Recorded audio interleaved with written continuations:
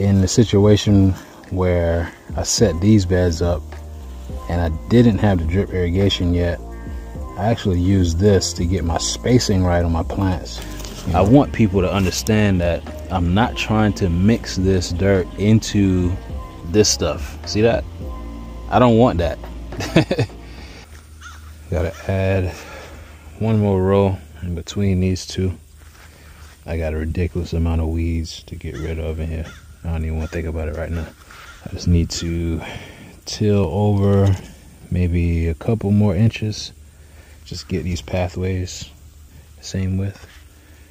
And then I'll plant the rest of my lettuce mix in here. Yeah, let's see how it goes. Just a little tip. If you have one of these electric tillers or whatever, it's easier to till your way up the row. And on the way back is when you do the damage.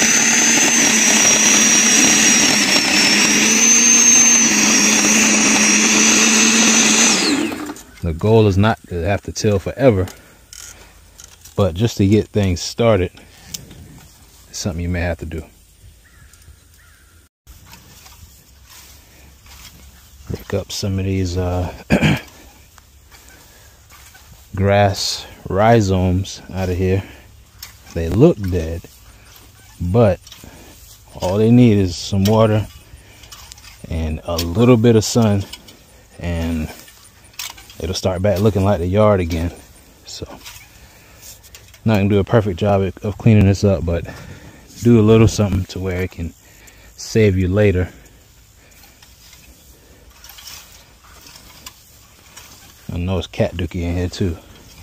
Freaking cats. That's what we're working with now.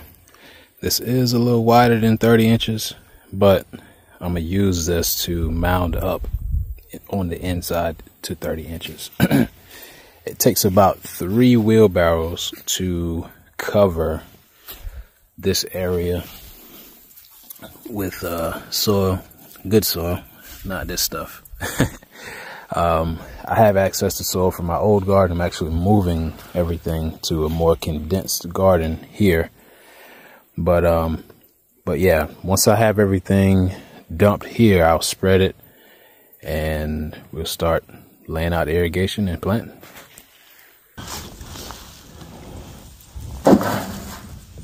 As you can see, the old garden in shambles.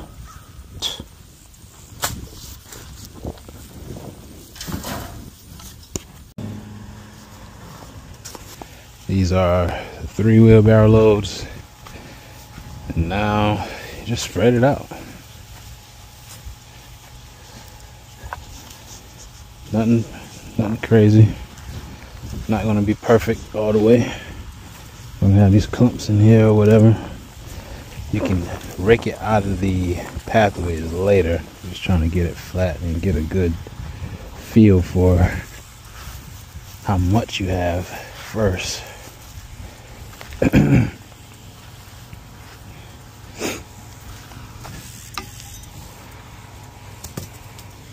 Don't treat your hose like that. Don't do that. All right, we got this raked out pretty good. In the situation where I set these beds up and I didn't have the drip irrigation yet, I actually used this to get my spacing right on my plants, 12 inches apart. So do this, and then come here, do that. If you want to go 6 inches apart, you just go in between, boom. So now you got holes 6 inches apart. But in my case with the drip irrigation, I have my emitters. My emitter spacing is 6 inches apart already. So all I have to do is turn it on, and it will create wet spots 6 inches apart, and I'll plant in the wet spots and everything will be perfectly spaced. A couple different ways you can do it, but I prefer the drip irrigation, especially with the amount that I plan on having. Drip irrigation is definitely the go-to with my watering and fertilizing and stuff like that. I'll probably do a separate video on how to set that up and pros and cons and some pitfalls to avoid. As you can see, I gotta cover this stuff up because the cats will think that this is a free litter box and they will ruin everything that I got going on. So I'll leave this covered until I get ready to actually plant. I want people to understand that I'm not trying to mix this dirt into, let me get down to it, this stuff. See that? I don't want that. That's not what I want. It's good for certain plants. Watermelons love that type of soil, but for the vast majority of the crops, they rather not have the fully sandy type soil. Maybe that's like a sandy loam, which is still good, but it's not, it doesn't have as much organic matter as this has.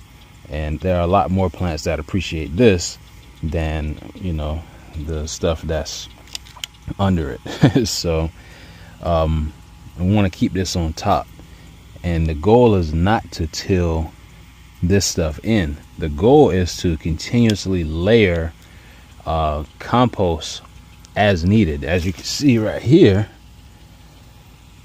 you know, this stuff will break down. This is a pepper that was red. It will break down whatever you know you have on a compost pile, and as you layer it on, you're building a ecosystem for the microbes and a bunch of other complicated stuff that I don't need to talk about in this video. But the plants benefit from it almost immediately, but as you layer it on, they benefit from that even more. So but yeah, that's pretty much it. I just wanted to kind of show people how I set things up and how I'm going to be making my beds moving forward with moving my garden over here and setting up things for higher production. People have been bullying me into selling more, and so I can't just grow stuff for the house and give to my favorite people. I gotta grow enough to sell to people as well, which, you know, we'll see. It might end up working out for me. So that's pretty much it. Let me know if you guys have any questions. I'm good at answering questions, you know, helping out, and, you know, if people having some challenges with setting this type of stuff up. So I'll see you guys next time. Little demon, come to show everybody what you did. She a good hunter though. That's what y'all need to be doing. All these freaking male cats around here don't know how to hunt. Yeah. Got you a ground mole?